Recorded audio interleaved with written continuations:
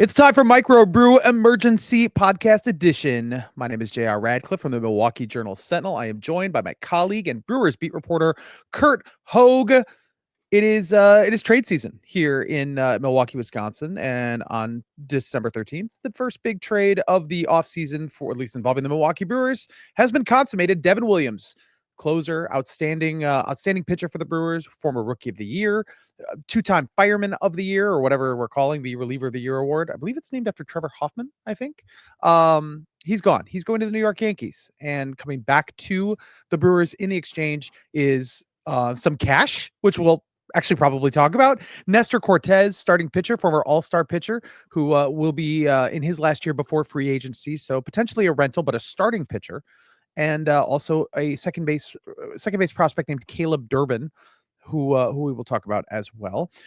Curt, we suspected, I guess I was more leaning toward Devin Williams not getting traded this offseason based on the relief market, based on the dollar amounts that it seemed like relief was in demand, but it also felt like there were enough options out there that teams could go that route rather than trade for somebody like Devin Williams. On the other hand, the Yankees are a team that believes themselves to be a championship contender, and Devin Williams is a championship level closer. So this fit makes sense.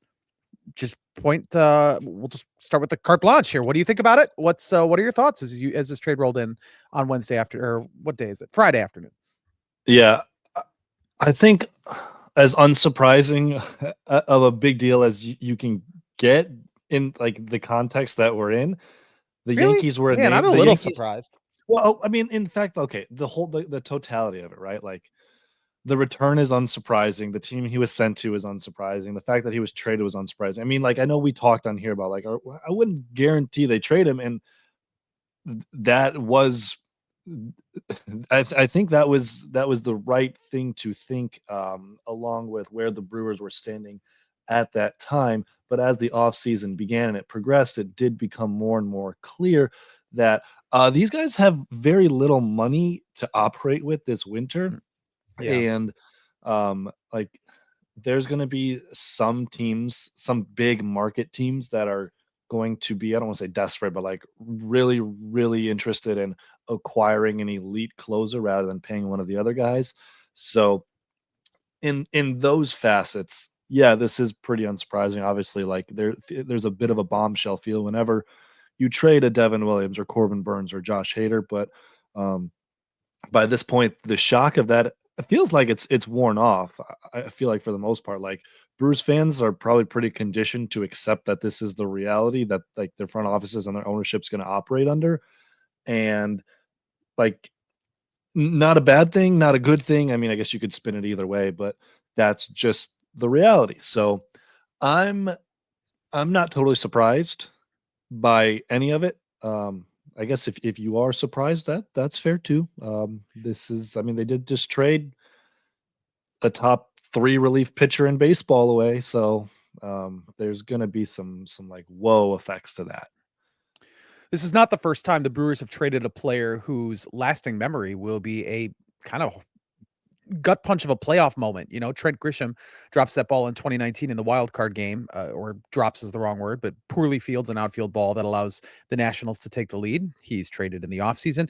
Devin Williams allows a home run to Pete Alonso that changed their fortunes in game 3 of the wild card series, and now he is dealt in the offseason. It was a bit of a star-crossed season for Williams because he had missed the first 4 months with a back injury. And he came back, and I thought he looked really good. You know, he certainly was good in game 2 of the wild card series, when I think it took 10 pitches to get 3 outs, 3 very tough outs. But it wasn't quite the same in game 3. I think we're talking about a guy who's still at that level, right? We're still talking about a guy that you have to imagine is one of the best closers in baseball. There's no like clear sign of depreciation here, right? No, the changeup's still an elite pitch.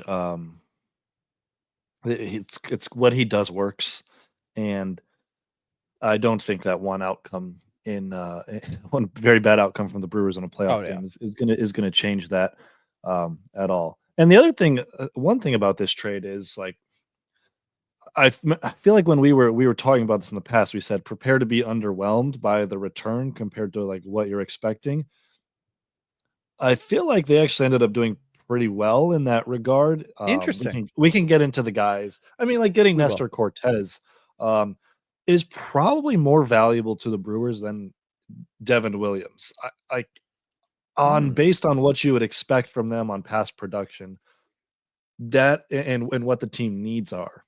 Now, like you're running a real risk when you are removing such a known quantity at closer, because like that's just there's just fire that you're playing with there. But the Brewers are, as we all know, well positioned in that side of the pitching staff. They operated just fine without Devin Williams for 4 months last year.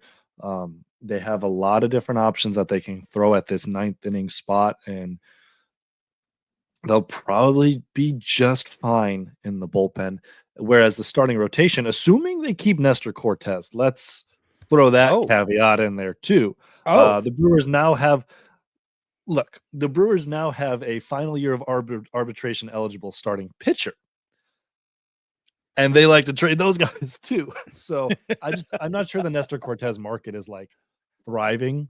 It is going to be something the Brewers like super want to explore, but like assuming they keep Nestor Cortes, that's a much more like that's a much greater hole that has been filled than the one that is left. Is what I'm saying. Given what you have on the roster, you look at that rotation now, and you probably feel a little to a lot better having like two known quantities. And then if Brandon Woodruff is actually healthy, you have three really good known quantities that have been all-stars in the recent past. Yeah, so obviously we need to talk about the return. Probably come back to talking about Devin himself a little bit shortly. Nestor Cortes just turned 30 years old on Tuesday, December 10th. Happy birthday, Nestor. You are 4 days younger than Giannis Antetokounmpo. And he was an all-star, as you mentioned, back in 2022. He was very good. Very good that season. Ended up with a 2.44 ERA over 28 starts. Excellent work. Did get some Cy Young votes. 2023 was a totally different story and a bit of a disaster. His ERA was almost 5, 4.97. He had a whip over 1.2, which isn't terrible, but it wasn't anywhere near where he had been when he had a whip under 1. Then he bounced back in 2024. He had a losing record, but 3.77 ERA, not bad. 1.15 whip, not bad for a starter. He made 31 starts. He's 2023. He didn't make that many starts. He was only able to get to 12. So that was part of, I think, maybe why the season didn't go well for him. So when he's healthy, he's been really good. Now, just said he's 30 years old. He is going to be a free agent. This is a rental, but it's a left-handed option in the rotation. They have a fair number of options. I don't know if they have another number of studs, but Cortes is probably going right now at this moment, you would say he's probably their number 2 starter behind Freddie Peralta, unless Brandon Woodruff is magically healthy that. Yeah, go ahead. The Brandon Woodruff questions, obviously, but like this is a good profile for the Brewers. I think it's going to be funny that, of course, this trade is going to be talked about as the Devin Williams trade for the Yankees. Like that is what is going to be the headline. The biggest market in baseball after missing out on Soto is, oh wow, they're getting one of the best closers in baseball. And like, sure, but I also think that within that is where you see an opportunity for like the Brewers to do what the Brewers do. While all the attention is on that side of things, like Nestor Cortes is going to be looked at as like the odd man out in New York, the guy who was going to get shipped off. Oh, he gave up the homer to Freddie Freeman. Like his time in New York was clearly done. He was on the outs. What a deal for the Yankees. Which, like, sure, but that's where the Brewers operate. Is like Nestor Cortes was still worth 3 wins just about last year. So like that's where it feels like a good deal for the Brewers to me, is while all the attention will be on what the Yankees got and how they didn't give up much, like actually they did. This is a good deal for them, but like Nestor Cortes for sure. That's an arm that I think the Brewers will be really excited to get, again, assuming he remains with them in front of their pitching staff and their coaches, and they'll try to get the most out of him, for sure. I think the interesting name though here is Caleb Durbin. Like that's the guy people don't know maybe a ton about. And when a prospect comes over, that's always the name to look into and pay attention to and talk about as well. Okay, well, let's talk about him. He is teeny tiny. He's 5'6". He's between him and Luis Lara, they could form two of the shortest big leaguers if Lara is able to get here in the Caleb Durbin era. Struggling not to call him Durden. Like it rings like Tyler Durden in my head, the character from Fight Club. I have a feeling I'm going to be mixing that up a lot for some reason. But Caleb Durbin, 5'6" second baseman. He was sent to the Arizona Fall League. So the Yankees, I think, really regarded him as somebody who could be maybe even their everyday second baseman, or at least a member of the big league roster in 2025. But he doesn't have big league experience. He is okay if you look at his numbers. Like, he's not regarded as one of the top prospects in their organization, but he does have good speed. It seems like he's there more for bad of his bad, but like that he can, he can hit the ball. He makes contact the way that Bryce Terang makes contact, in that he doesn't hit the ball all that hard, probably harder than Bryce Terang, but still, No, no. um, sorry to ruin your tangent there, but no. We're talking about another guy who ain't going to hit the ball that hard, and the Brewers already got one of those. So I don't know if this is a signal that Bryce is going to shortstop or what we're going to see here. I don't know. It is such a Brewers acquisition. Like, it's such a Brewers profile. The speed and the defense is really what you're talking about here. Like, there's not. I mean, he hit 10 homers in AAA, but because he does elevate the ball a little bit, but there's like no power there. He draws some walks. He doesn't really strike out. It kind of it seems like a little different version of Nick Madrigal. And Nick Madrigal didn't really work out in the big leagues. Now maybe the speed and the defense and the utility is like provides more value, but I'm not like slating him in to be an opening day infielder. I think it helps the infield equation, but I would suspect the Brewers are not done in their infield acquisitions this offseason. Like, I would not feel very great about the infield as is going into the new season. Like, just assuming Caleb Durbin can be the everyday second baseman or third baseman, or wherever they, see him best fit. So you do like this return, though. You think this is a pretty decent get. And I know we're talking about 1 year of a relief pitcher. So we should It's always, fair. yeah, you think it's fair. Primarily, I guess I would think it's fair primarily because you could have just flipped a soon-to-be free agent relief pitcher for a soon-to-be starting pitcher for this next year. And I think that probably has more value the way the Brewers are currently constructed, especially because they have high leverage relievers kind of coming out of their ears at this point and could probably make more. That seems to be their specialty. So that makes some sense. But honestly, I don't even know what to make of Caleb Durbin. Like, I don't know if I see that as really part of the equation when I'm thinking, is this trade going to be really good? I don't think of him as a guy who's going to be like even a Robert Gasser level prospect who could be something pretty nice down the road. This guy feels like depth. Sure. Yeah. It's different than that Hader trade when the Brewers got Robert Gasser back, which again, like, makes the return look like you see why they did it. They're getting Rodgers for the rest of the year to theoretically like be a Josh Hader type. And then you had Robert Gasser in there as well, who legitimately profiled as like a number 4 starter at the time, and then got a little bit better too, with the Brewers, and then Astrid Ruiz, who I did not understand at the time. I was like, what are they doing here? This guy's That's okay. They flipped him for one of the best player at his position in baseball. That was really well done. And yeah, they justified it there. So like, that was a good return. This is, I think, a very fair return. Like, being able to get a big league starter who is like, I don't want to call Cortes a reclamation project because he was pretty good last year, but it feels like the perception of him is sort of that he's like a really good, like an already good reclamation project, which is kind of up the Brewers' alley. And then like Caleb Durbin just fits the roster. He's going to be able to play a lot of different spots. And like, if you have like a Tyler Black on your team, that helps just make the roster like work better, because now he's like sort of pigeonholed into a spot or maybe 2 spots, but Durbin can can play everywhere, and that's sort of, as we know, how this roster gets put together. Yeah. I think I might have been a little unfair to Tobias Myers just saying, "Oh, Nestor Cortes is probably the number 2 pitcher." I guess I don't know. I'm still curious to see how the career arc plays Well, out for Tobias he's Myers. a little more proven than Tobias Myers.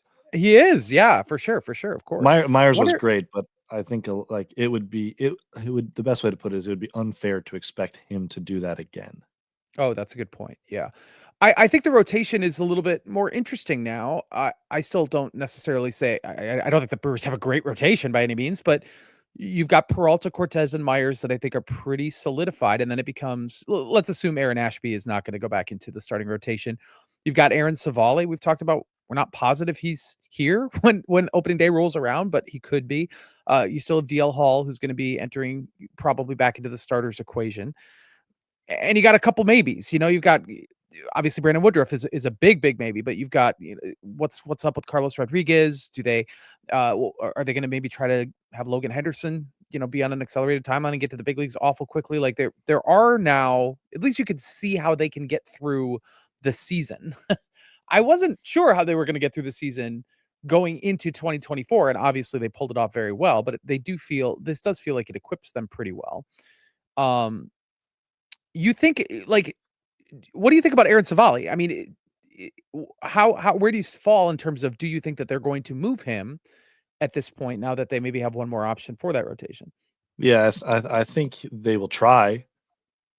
I would absolutely try to move him as well. Like nothing against Aaron Savali, but that is the sort of like league average arm that the Brewers seem to be able to grow on trees. Yeah. Like I don't think the return though is just look. It all depends on what you're willing to pay, because the return's not going to be super incredible, but you could get something for the 8 million and then use that money elsewhere. Like if this is a zero-sum game, and you can't go above this certain threshold of money, like that 8 million is valuable allocated in a different area, as opposed to on your number 5 starter, who is really no different than like I mean, DL Hall and Aaron Ashby give you a much higher ceiling, and the Brewers grow league average arms and like get them on trees, and they get the most out of guys. So Yeah. that would All right. make a lot of sense. But you could also do worse than like 140 innings of Aaron Savali, basically like a different, Colin Ray, but in a different. Actually, no, the exact same, the exact same package, Yeah. pretty much. I don't know. We'll see. We will see. The way starting pitching is booming right now. 8 million for him seems like a pretty decent price for someone to pay. Yeah. This one of the questions that always gets asked every spring that I think is this inane, stupid question that doesn't really need to be answered right away is who's going to close for you? Like who's your closer if you don't have a quote unquote proven closer like Devin Williams going into the year? But we could ask it. I think Trevor McGill is the obvious guy who trickles down. He Sure. was Yeah. so high leverage. I think they could probably go a little by committee the way they did when Williams was out, mostly McGill, but maybe not. Maybe it's a left-hander or something. I don't know if you have any other thoughts. If it's just as simple as just drop Trevor McGill down and let that man cook. Pretty much, yeah. That's the plan. The bullpen's really deep, and Trevor McGill did it for this specific job for a while last year. And like, there's other guys who could, but I quite honestly don't feel good about any of them being the guy. Yeah, That's not like the super great barometer other than vibes and gut. But as you know, vibes and gut is what matters here. we are And he merchants was of vibes and gut. love the gut. And you need the gut. You need the Oh, I have gut. so much, It's ninth so inning much gut. I have so and much so gut, much Kurt. gut here. Pool boy or Priest or pool boy. That's it. Sleeper pick for a closer in 2025, Kurt. Brandon Woodruff. No one wants my answer except it's Craig Why? Yoho. Please bring us Craig Yoho. Why? Actually, my actual answer is Aaron Ashby. Oh yeah, that's good. That's good. But you know He what? could really let it eat. Always obviously Josh Hader was kind of one of one, but like it always I always feel like it's a wasted opportunity to have a left-hander be a closer because you could use him in higher leverage spots with more left-handers. Like, why relegate him to the ninth inning? I mean, they shouldn't relegate Sure. anyone to the ninth inning. But Yeah, I'm always like, don't use him where he's best. I know, Whatever. but like in my mind, I know they're gonna try him at starter, but like I just see a really successful world for the Brewers and Ashby where they just let him eat for an inning. And he's got the stuff to get lefties and righties out. So why not try? Although maybe he still is better against lefties because that sinker is his primary fastball. Bring Craig Yoho to the majors. Craig He is Yoho, the new Devin Williams. Bring him to the hey, majors. this is one fewer name in front of Craig Yoho on the depth chart. However, we have a new name in front of Craig Yoho on the depth chart because the Brewers made a pick in the Rule 5 draft. We'll touch on this real quick. I do want to come back to Devin Williams a little bit, but Connor Thomas, formerly of the St. Louis Cardinals, left-hander, was taken in the Rule 5 draft. Now, the Brewers have taken a Rule 5 guy not that long ago. A couple years ago, they had Gus Varland. What was that, 2021? 2022? 2022, the Gus Bus. The Gus Bus. Bring him home. The White Sox don't need him. Get him on a bus to Milwaukee. He could be the closer. I'm not even joking. You love Gus Varland. Have always loved him. Gus Varland. We did like my top 5 like favorite just guys in the clubhouse, and Gus Varland was for sure in the top 5. Yeah. Are we sure it's 2022? Was it 2023 for Varland? It was 20. It was. Oh, you're right. It was 2023. Yeah, I'm pretty sure he made his big league debut the same day Bryce Terang made his major league debut in Chicago. Correct. I think it was opening day. Yeah, opening day. Yeah. Anyway, the Brewers have done this before. Gus Varland did not last long because Rule 5 draft picks, for most people know this, they have to stay on the big league roster all season long, or the team has to return them to the previous club. Teams can work out, financial deals if they want. You want to just a little nugget on that? Tell me. The manager at that time was not a particularly huge fan of having a Rule 5 pick in his bullpen because it just gave them it gives you less flexibility and you can't option him back and forth. And but Varland was one of the front office's guys. Like, they really like the stuff, and you can it's not really hard to tell why. But after he gave up 10, 11 runs to the Cardinals in a game at Busch Stadium, like, it was really bad. He didn't get out of the inning. I don't think it was one of the roughest innings to watch I've ever seen in baseball. And at that point, the manager just won out. The front office had to face the music and say, okay, yeah, we'll get rid of this guy. I'm trying to think of one of the toughest innings I've seen, and I can't even remember his name. He's with the Pirates now. He was with the Brewers. Cam View. Who? Cam View. That was his name, right? Cam View. No, I don't know what that is. Cam View. Anyway, I've seen some tough innings. Cam View was his name. Cam View. I don't even know who we're talking. That's a name you've made up. I've never heard that name before. Derek Shelton left him in there. We were talking about the exact same thing. Okay. Derek Shelton left Cam View in there for like 60 pitches in one inning when he was giving up like 10 runs, 11 runs to the Brewers. God, the name has just been scrubbed from my brain. That's wild. It's like how I'm seeing you right now as we record this, through a Cam View. Cam View. Yeah, I remember it being very bad. But also, there's a left-hander for the Brewers whose name I'm also blanking on, who was just here last year, 2024. Then one of the Clayton Andrews. Clayton Andrews, yeah. I'm sorry, Clayton Andrews. You don't deserve it, but we'll finish with one of the worst lines in Brewers history, career lines in Brewers history.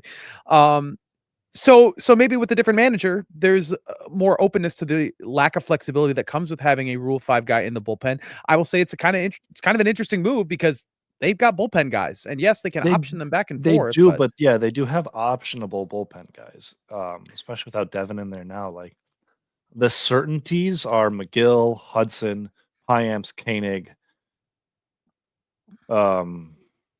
Grant Wolfram has options, right? Mears. I would think so. Mears, yes. Those are the 5 certainties, assuming health. I don't know if Peguero used his last option here, but he's certainly not a certainty. Not a certainty. Wow, way to really mix up the words there, Curt. But like the rest, look at the rest of the bullpen depth chart. Abner, optionable. Bukauskas. He still has that fourth option here because he spent all year on the injured list, the big league injured list. Wolfram, theoretically optionable. Connor Thomas, well, that's the guy we're talking about here. Davy Garcia, not optionable if you call him up. Craig Yoho would be optionable. Hall and Brian Ashby, one of Hall or Ashby has to be in the bullpen now, so that's no, actually optionable, but I don't think they would be optioned if they were in the if they're on the big if they're healthy, they're pitching in the big leagues this year. So I'm not sure of that. Oh, really? I could see them optioning Hall. I could see them optioning Ashby. Like they'll do whatever it takes to make this work for them, where they can keep maximum depth. So I could see that. Well, I could see more with Hall than Ashby. I think they burned that last option here for DL Hall. Oh, well, then there goes that. He will not be optioned. Sure, you could start it. Like if you really want Aaron Ashby to be a starter, you could put him in AAA, but you're doing a disservice to your big league team if you're not just giving him important innings out of the bullpen. Oh, well, they have no problem with that. Brian Hudson was in the minors last year. They have no problem with that. Oh my goodness. That's right. I'm going to pull that. I'm not pulling punches. Hey, well, I mean, that's okay. That is relevant to the topic at hand. Yeah. They have no problem putting one of their best relievers in the minors. That even if he's slipping a little bit. I know he was slipping a little bit, but dang, that was cold. Let's talk about that, but not necessarily like that decision so much as the ramifications on the big league club. It was not a well-received move in the clubhouse, in the bullpen, particularly with one guy that was just traded to the Yankees, JR. Yeah. Let's talk about it. It didn't optioning Hudson. I think we've talked about this ad nauseum, but on its face at the surface, it was not a move that sat well with Williams, who, like, as we've talked about, is a super fierce competitor, all about winning. And when you send down the guy with he's been your best reliever all year, no matter what your reasoning for it is, like, that is something that was not particularly like super well received by Williams as well as other members of the team and the bullpen. Now, ultimately, did it really like matter on the field and on the performance? No. Was it a reason they traded Devin Williams? No, but like these frustrations were voiced to the front office, to the coaching staff. That, like, I mean, he even voiced it a little bit. He kind of danced around it in some interviews with us. But like real frustration was voiced to members of the front office over the optioning of Hudson, and obviously it didn't really change anything. The Brewers had their reasoning, like the sides came to just move on, but that didn't mean that like it was it became viewed in a different light in the clubhouse. And so again, does this matter in terms of wins and losses? Maybe not. I don't know. This is a team that talks a lot about clubhouse chemistry and whatnot, but not a popular move for former Brewers closer Devin Williams to, in his mind, to have Brian Hudson sent down. He was the most vocal, very frustrated about that. At the time, and I can't put myself back in that exact moment knowing what their roster situation was, but I remember thinking the Brewers were probably not accustomed to being in that position where they just had a lot of guys who either couldn't be optioned or were just so important that you couldn't option Trevor McGill. You couldn't option even Jared Koenig, who had kind of worked his way ahead of Hudson. Not really on the depth chart in terms of, because I think Hudson was more a different pitcher. He was higher leverage, maybe multiple innings. Koenig was kind of the left-hander you always used in situations that called for a left-hander. They got into a situation where there weren't a lot of obvious options. So at the time, I guess it made sense because they needed somebody to go down to do, I forget exactly which roster move triggered this, but when they didn't bring him back, that got weird for me. Like, I understand that they see him in his AAA outings. They understand that he may not, something might not be performing that you can trust it at the big league level. But I still am stunned that they didn't put him on the playoff roster. Like, that just, I just just blows my mind. I get that the raw numbers don't tell you everything, but you got a reliever with a 1.73 ERA in 62 innings. Like, that's pretty remarkable. A lot of that coming from the first half of the season when he was otherworldly, of course. But do you think? Yeah, I mean, this. Oh, good. I mean, I was going to ask about Devin if you think that if that's why he had to be traded, not because circumstances called for it. No, I mean, like, look, the relationship between Williams and the Brewers was, I don't know if contentious or rocky is like the exact right word, but something along those lines. Like there were some definite bumps in the road. The back injury, frankly, was handled very like the handling of that whole thing was very peculiar. How the Brewers doctors and staff, like, they read the same MRI that Williams sent in his camp, sent to a spine specialist in Los Angeles, and the same MRI, and it was read very differently. And the Brewers essentially were like suggesting rest for Devin Williams, just don't throw for a little bit and you'll be fine. And and the specialist like, no, you had stress fractures and you need to get surgery on those and miss 4 months, which is obviously suboptimal. So like that was obviously a rift in like I don't want to say the relationship, but that just is going to cause frustration from a player side for sure. And like, look, there's other stuff that happened throughout this tenure as well. While Williams was the maybe the best relief pitcher in baseball, or one of the top 3 or 5 in the last 5-6 years, like, obviously there's the punching the wall incident, breaking his hand before the playoffs. That was the Brewers certainly used that in negotiations, and as, like, I don't want to say as leverage, but like as that was hanging over the top of some of these arbitration and other sorts of negotiations. Like, they were very close to going to arbitration last year, very very close. But and Devin Williams is a guy like that. You think about him and like his competitive nature, he has no problem going to arbitration. But um, I wouldn't want, like, it's just not a good situation if these sides go to arbitration and then they're going to bring up the breaking the hand incident. It. So ultimately they were able to settle, but like those arbitration negotiations were not super duper like all flowers and sunshine and rainbows. It at the very toward the very end they came to an agreement for multiple years, but um yeah, I'm trying to think of what the Hater trade. Remember how Williams reacted to the Hater trade? That's right. That certainly set him off. Really, really, really bothered him among other players in the clubhouse too. But like, he was pissed off that they did that.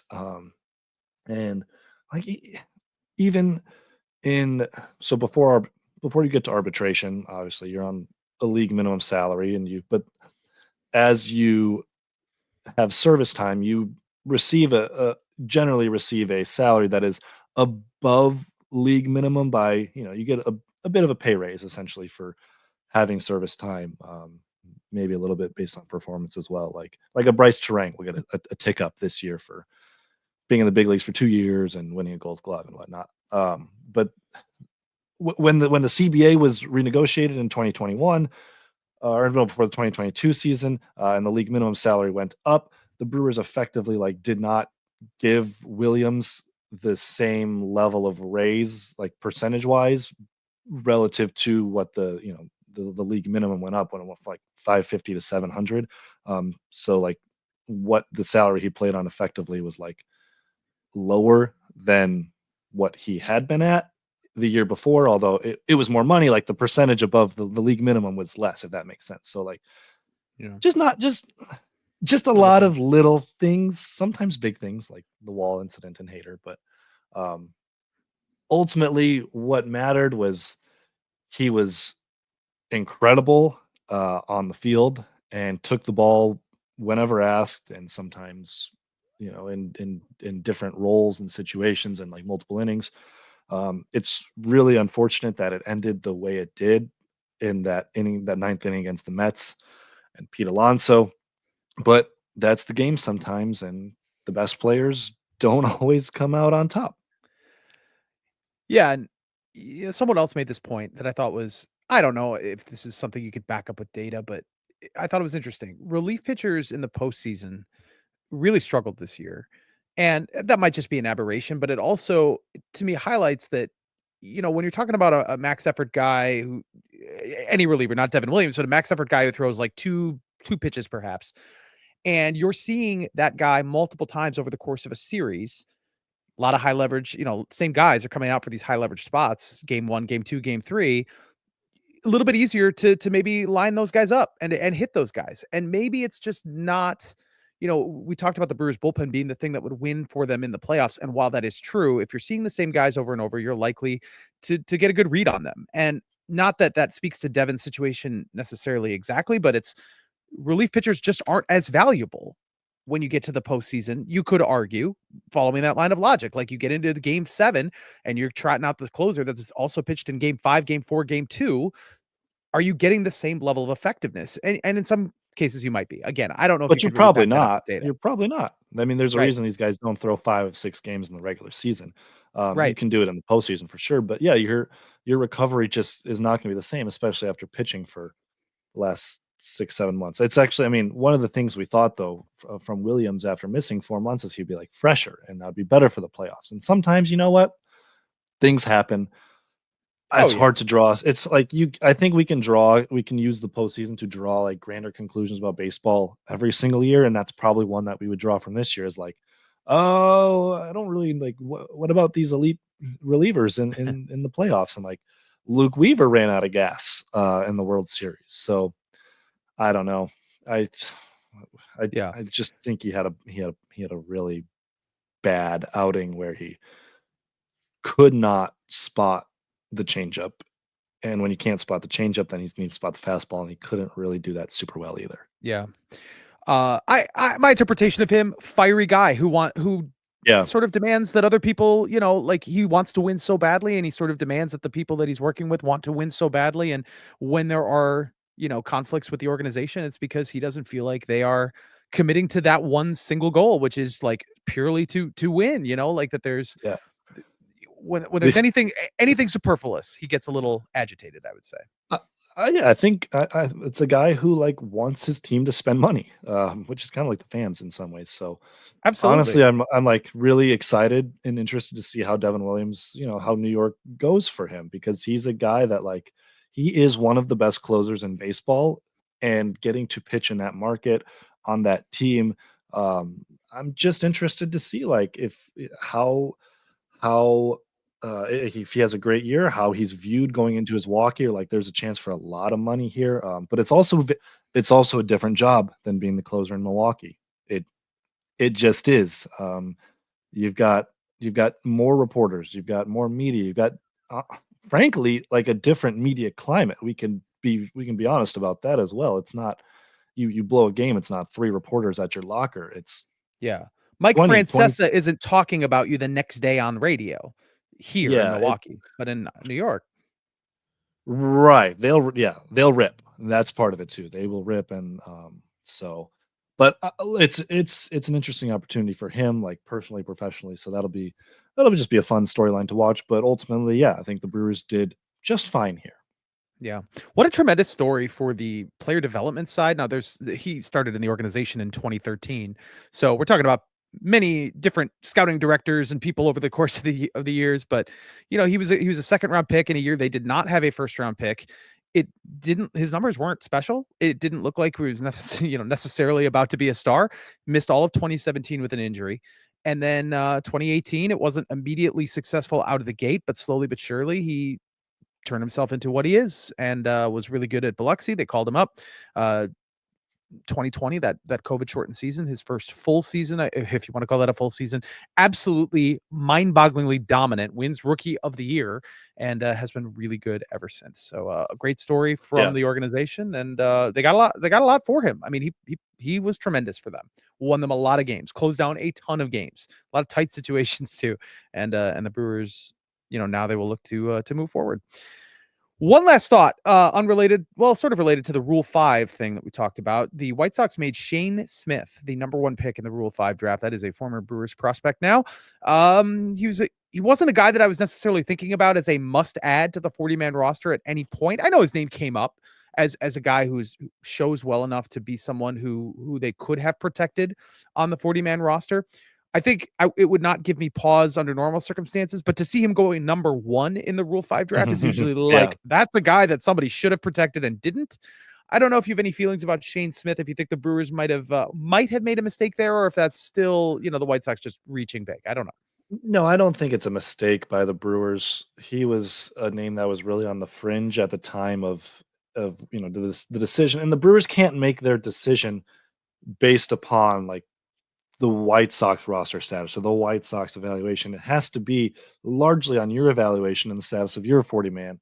And now that 40-man's pretty crowded, like there are guys, I'll say this, there are guys on the 40-man I would probably take Shane Smith over right now, but this 40-man ain't going to be the same in March as it is now. So some of those guys will inevitably get DFA'd or cut or released or traded or whatnot. So I think it's interesting that the White Sox did take him first, like you mentioned, because there's a starter chance in there. He was moved to that role last year, and the stuff still worked to a solid degree.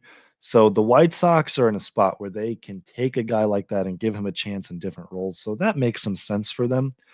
Whereas the Brewers, like I've been interested in Shane Smith's profile for sure, like more as a reliever for this team, because their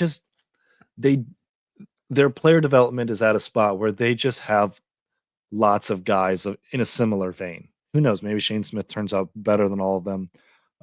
Maybe he doesn't. Maybe he's back in Milwaukee by a couple months into the season and back in their farm system.